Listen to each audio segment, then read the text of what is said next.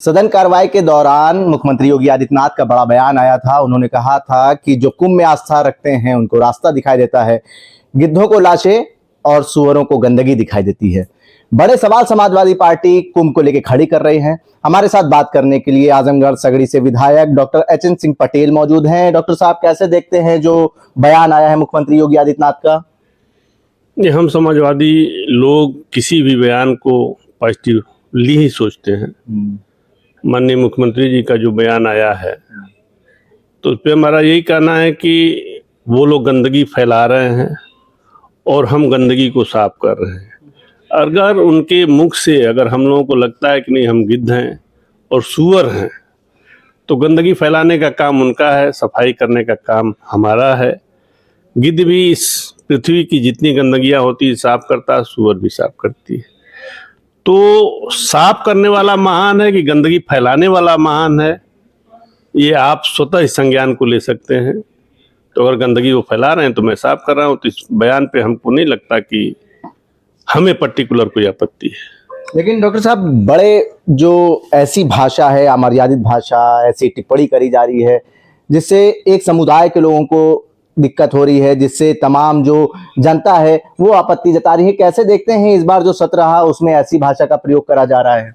नहीं, ये तो वास्तव में देखा जाए तो सदन की गरिमा इससे दिन प्रतिदिन गिरती जा रही है, क्योंकि ये अमर्यादित भाषाएं सदन के पटल पे अब तक नहीं होती थी, लेकिन अब जो हो रही हैं तो कुल मिला के देखा जाए तो सदन की गरिमा दिन प्रतिदिन गिरती जा रही है। आप लोग कुंभ पे लगातार बड़े बड़े सवाल खड़े कर रहे हैं। मौनी अमावस्या में स्नान के दौरान जो है बड़ी भगदड़ हुई, उसमें जो सरकारी आंकड़े जारी करे गए उस पे आप लोग सवाल खड़े कर रहे थे, और 29 और 30 में जो भीड़ आई, जो मुख्यमंत्री ने आंकड़े दिए उस पे आप लोग सवाल खड़े कर रहे थे। अब तक जो आंकड़े आए हैं उसमें ये कहा जा रहा है कि 65 करोड़ लोगों ने स्नान कर लिया है। नहीं, इस पे तो मैं सदन में भी बोल चुका हूँ कि माननीय मुख्यमंत्री जी का एक बयान था कि 28 को 5 करोड़ और 29 को करीब 6 करोड़ लोगों ने स्नान किया। तो मैं माननीय मुख्यमंत्री जी से जानना चाहता हूँ कि 11 करोड़ पॉपुलेशन को एक दिन में इकट्ठा करना और उनका संसाधन जुटाना, अगर आंकड़ों की बात करी जाए तो एक ट्रेन हमारे देश में कुल मिलाकर के 23,200 कुछ ट्रेनें हैं, और सरकारी आंकड़ों के मुताबिक एक दिन में देश के इस छोर से उस छोर तक ट्रेनें जो पब्लिक को ले जाती हैं करीब करीब 2.4 करोड़ के लोगों को ले जाती हैं।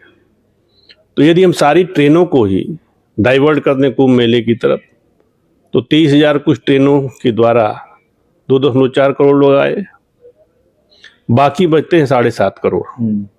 अगर 11 छोड़ के हम 10 ही करोड़ की बात करें तो 7.5 करोड़। एक अगर हम 50 सीटर की बस भी लेते हैं तो 5 करोड़ पब्लिक को ले जाने के लिए 10 लाख बसों की आवश्यकता पड़ेगी। बाकी बचे 2.5 करोड़। उस पर 4 पहिए से अगर हम ले जाएं, जैसे बोलेरो हुआ या स्कॉर्पियो हुआ, तो ड्राइवर के साथ छोड़ दें तो 5 लोग बैठेंगे। तो इस तरह से करीब करीब 40 लाख 4 व्हीलर होंगे, तब जाके 2.5 करोड़ पब्लिक वहां पहुंचेगी। तो अगर 10 करोड़ पब्लिक ले जाना है तो 40 करोड़ 4 व्हीलर, 40 लाख 4 व्हीलर, 10 लाख बस और 23,000 ट्रेन एक दिन में प्रयागराज में कहाँ खड़ी हुई होंगी। और जो पब्लिक गई, माननीय मुख्यमंत्री जी का बयान मैंने सुना सदन में कि इस बार मेले क्षेत्र को बढ़ा करके 5,000 हेक्टेयर कर दिया गया। तो 5,000 हेक्टेयर को वर्ग मीटर में अगर कन्वर्ट करेंगे और 1 वर्ग मीटर में अगर 2 आदमी खड़े होते हैं तो 10 करोड़ पब्लिक क्या कहाँ खड़ी हुई होगी उस 5,000 हेक्टेयर की भूमि में।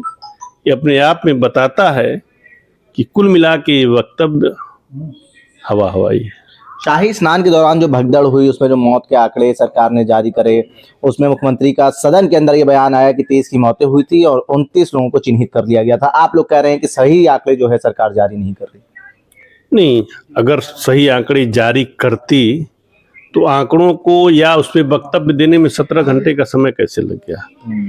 दूसरी चीज, हम नहीं कह रहे हैं कि आप सही कह रहे हो या गलत कह रहे हो। मान ले रहा हूँ कि आपने कहा 30, मान भी ले रहा हूँ, लेकिन आपके ड्रोन और सीसी कैमरे कहाँ थे उस समय? अगर ड्रोन और सीसी कैमरे की फुटेज को रख दिया जाए तो वैसे मत का आंकड़ा निकल के चल रहा है सामने। कि एक बंधु ने दिखाया कि जो लाशें पड़ी हुई थी पॉलिथीन से ढकी हुई थी, नंबरिंग भी बेकायदा हुई थी पोस्टमार्टम पे, इसमें 68 तक की नंबरिंग दिखाई गई थी।